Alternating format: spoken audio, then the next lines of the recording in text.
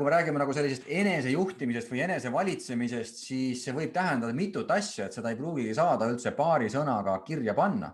Ühelt poolt see tähendabki oma tujude ja meeleolude märkamist ja teadvustamist. Võta näiteks praegu kätte ja proovi korraks vaadata, mida sa praegu tegelikult tunned näiteks. Mis tuju sul praegu on näiteks? Oled sa rahulik? Oled sa ärevil? Oled sa kellegi peale pahane? Oled sa ärritunud näiteks, võib-olla sulle ei meeldi see, mis ma räägin? Ja avasta seda, kuidas moodi seda tehes sa võtad oma tähelepanu justkui sellelt ümbritsevalt maailmalt ära ja sa teed sellise 180-kraadise pöörde justkui. Sa hakkad nagu vaatama, tunnetama. Ja see emotsionaalne osa meis on siin kuskil torso piirkonnas. Vaata, okei, mis seal nagu toimub? Ja see tähendab seda, et sa hakkad tegelema enesejuhtimisega, sest sa kõigepealt pead teadlikuks saama üldse, mida sa juhtida proovid. Teiseks oma tujude ja meeleolude mõju märkamist käitumisel. See, mida sa praegu ju teed, on seotud sellega, mida sa tunned. Kui ma räägin siin liiga pikalt juttu, mis sind häirib, siis ühel hetkel lihtsalt põmdi, paned selle arvuti kinni ja lähed minema. Ja sulle tundub, et sina otsustasid.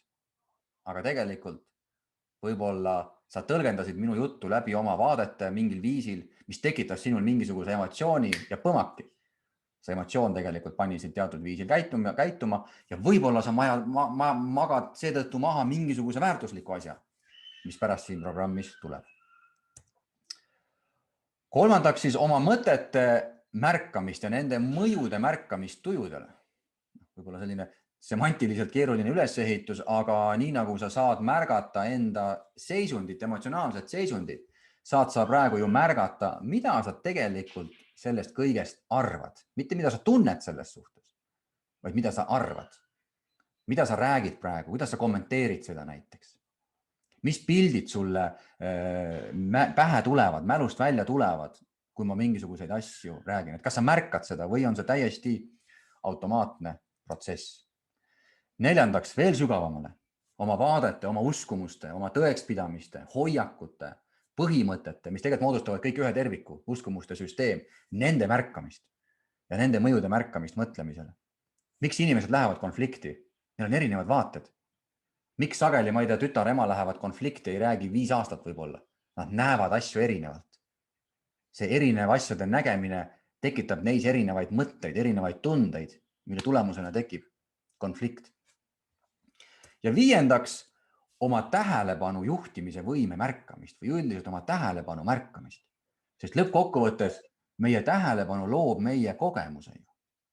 Praegu sinu kogemuseks on võib-olla see koolitus, aga nii kui sul kõne tuleb, sul on telefon, sinu kogemuseks on see kõne ja sa magad täielikult maha, mis siin on. Ja samamoodi ei pruugi olla see kõne, see võib olla üks mõte, mis tegelikult tõmbab su tähelepanu sellelt koolituselt eemale.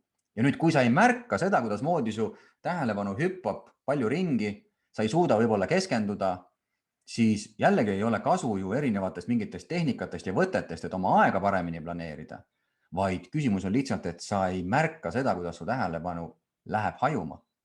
Kõige parem näide on raamatu lugemine, et me mõnikord loeme 2 lehekülge ära ja siis avastame, et ma ei mäleta asutus mitte midagi. Silmad liikusid kogu aeg.